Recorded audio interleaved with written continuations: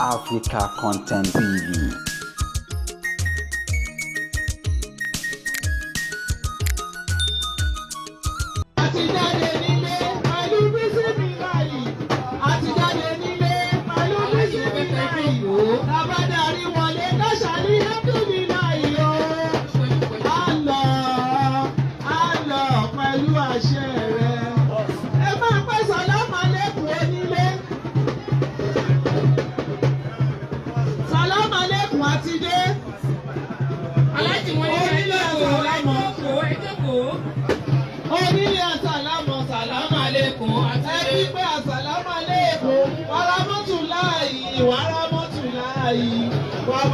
Assalamu alaikum, salamu alaikum, waramatullahi, waramatullahi, wabarakatuh. Ẹbí dada, fámìlì méjì ló wà nílé ayé, méjì ló wà nílé ayé. Tó bá lówó wá fẹ́ràn ẹ, bí wọ́n ò sí ní ìwà màlúù ẹ. Iná máa ní àyà tà, dúníyà.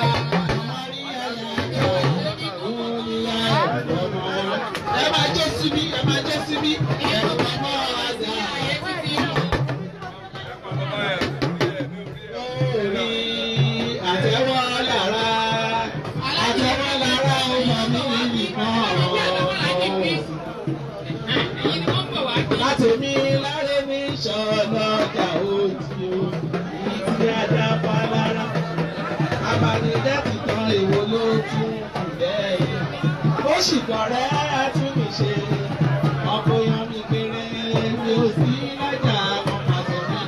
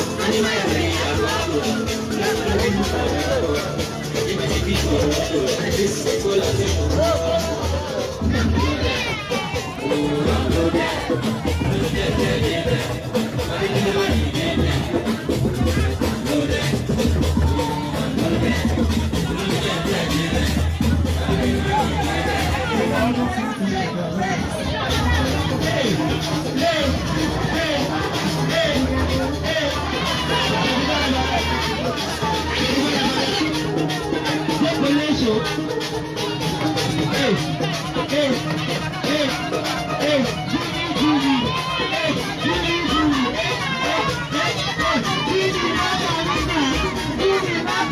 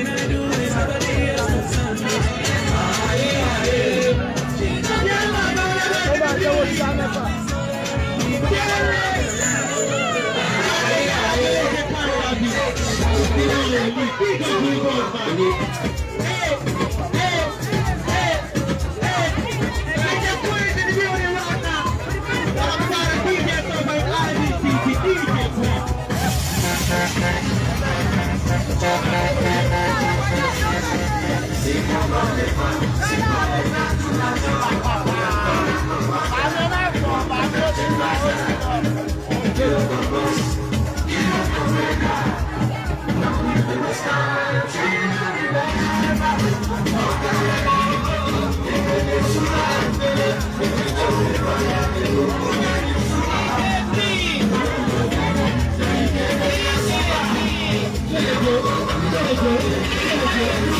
ṣe.